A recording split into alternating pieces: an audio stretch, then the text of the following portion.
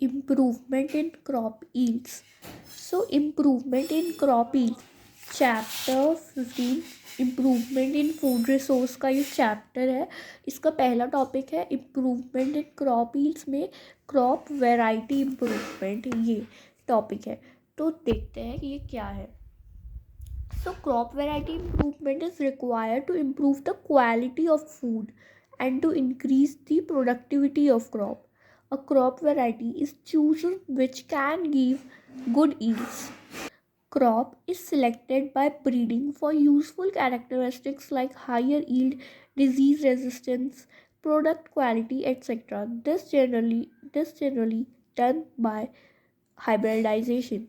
So crop variety improvement. What is crop variety improvement? So crop variety improvement is the improvement in the variety of crops. जो हमारे खेत में crop उगते हैं उनके improvement के लिए ये क्रॉप वैरायटी इम्प्रूवमेंट हमारा फर्स्ट फैक्टर है। फिर ये फर्स्ट फैक्टर जो है क्रॉप वैरायटी इम्प्रूवमेंट, इसके दो मेथड्स होते हैं। पहला मेथड है hybridisation. So basically what is hybridization? Hybridization is the crossing between two genetically dissimilar plants to produce a new hybrid. Means हम दो जेनेटिकली डिसिमिलर प्लांट्स को, ध्यान दीजिएगा कि प्लांट्स को जेनेटिकली डिसिमिलर जो दो प्लांट्स होते हैं उन्हें क्रॉस ब्रीड करते हैं, तो उससे हमें जो न्यू हाइब्रिड मिलता है उसी को हाइब्रिड कहते हैं, और ये प्रोसेस को हाइब्रिडाइजेशन कहते हैं।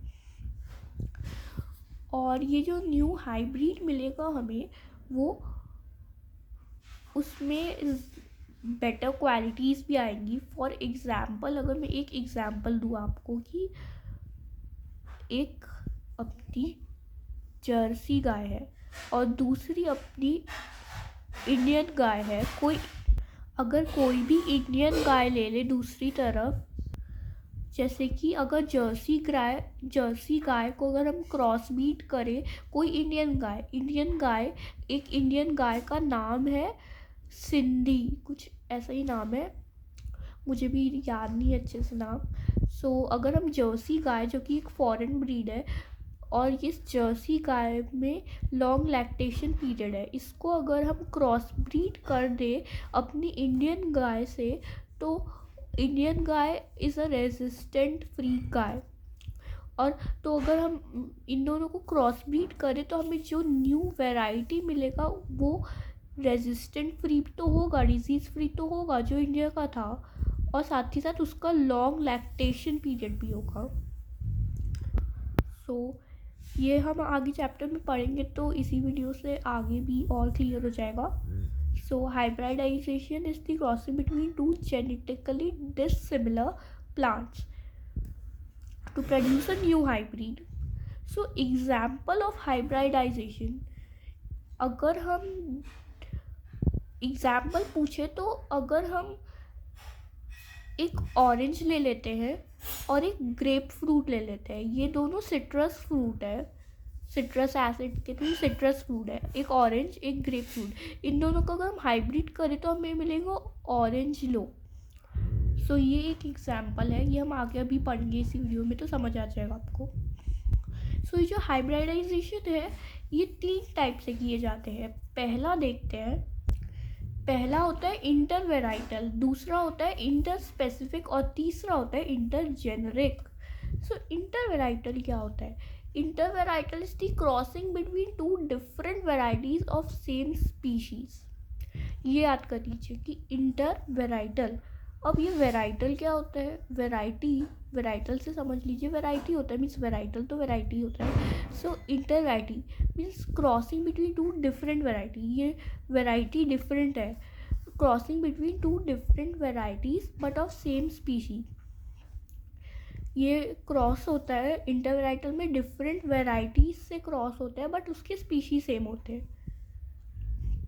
और इसका एग्जांपल है व्हीट और राइस।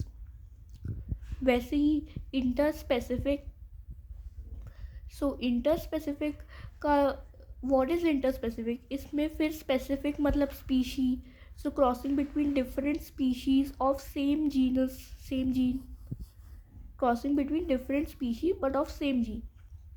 इसका एग्जाम्पल हो गया ऑरेंज को अगर हम क्रॉस करें ग्रेप फ्रूट से, ऑरेंज एक सिट्रस फ्रूट है, ये भी एक सिट्रस फ्रूट है, इन दोनों को अगर हम क्रॉस करें ऑरेंज और ग्रेप फ्रूट को तो हमें मिलेगा ऑरेंज लो और ऑरेंगलो जो भी बोलते हैं ये मिलेगा। फिर इंटरजेनरिक, अब ये इंटरजेनरिक क्या होता है, देखो जेनरिक मतलब genes, so here we can say that crossing between different genes. Okay, इसका एग्जाम्पल क्या हुआ, वीट और राई। राई एक तरीके का क्रॉप होता है जो फील्ड में उगता है, कल्टीवेट होता है, तो वीट और राई को अगर हम क्रॉस करें तो हमें ट्रिटिकल मिलेगा। ओके, सो ये था हाइब्रिडाइजेशन, मैंने आपको बताया हाइब्रिडाइजेशन क्या होता है, फिर उसके 3 टाइप्स क्या होते हैं। अब हमारा सेकेंड मेथड आया, तो आपकी एनसीईआरटी बुक में देखते हैं, ये इसमें मैंने यहाँ तक पढ़ा लिया है। अब यहाँ पे ये लिखा है जेनेटिकली मॉडिफाइड क्रॉप्स, ये सेकेंड मेथड होता है जेनेटिकली मॉडिफाइड क्रॉप्स उगाने का। पहला मेथड मैंने आपको हाइब्रिडाइजेशन बताया, अब दूसरा मेथड है जेनेटिकली मॉडिफाइड क्रॉप्स। तो ये क्या है, so basically genetically modified crops in this a foreign gene is inserted into a plant. Simply, a foreign gene is inserted in a plant. इसमें फॉरेन जीन इंसर्ट होता है, कोई भी एक अगर प्लांट है हमारा, इसमें ये जो अपना प्लांट है हिंदुस्तानी प्लांट, तो इसमें एक फॉरेन जीन इंसर्ट होता है इसमें। ये मैंने इसमें लिखा है बीटी, ये प्लांट है, मीन्स ये कॉटन का प्लांट है। ओके, अगर ये अपना कॉटन का प्लांट है, अगर इसमें मैं एक फॉरेन जीन इंसर्ट कर दूंगी तो इससे क्या होगा, इसका करने का मतलब क्या होगा, बेसिकली इससे हमें क्या होगा कि देखिए, foreign gene is inserted into plant, example bt cotton. bt is a foreign gene which is inserted in cotton. Why do we insert, what is the use of it, so it provides resistance from pest क्या होते हैं, paste कुछ ऐसे insects होते हैं जो plant को खा जाते हैं, उससे बचाते हैं। ये बीटी एक फॉरेन जीन था जिसको हम कॉटन प्लांट में डाल दिए, तो ये जो ऐसे कीड़े जो पेड़ को खा जाते हैं उससे प्रोटेक्ट करते हैं, तो ये है उसका बेनिफिट।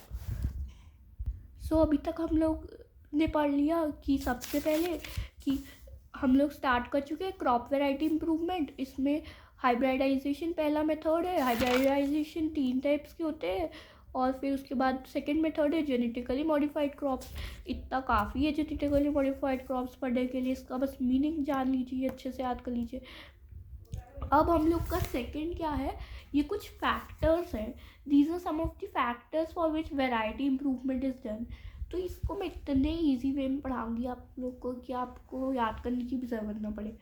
ये नेक्स्ट वीडियो में पढ़ाएंगी, ये मैं नेक्स्ट वीडियो में आपको पढ़ाऊंगी, इस वीडियो में तो नहीं क्योंकि ये वीडियो बहुत लंबा हो जाएगा, तो नेक्स्ट वीडियो में ज़रूर पढ़ाऊंगी। तो आप मेरे चैनल के अंदर जाके देख सकते हैं, सब्सक्राइब कर लीजिए क्लास 9th की ऐसी ही वीडियोस के लिए, और फ्यूचर में मैं 10th की भी डालूँगी, कुछ वीडियोस स्टार्ट कर दूँगी। So thanks for watching, bye. If you have any doubt you can ask in the comment section.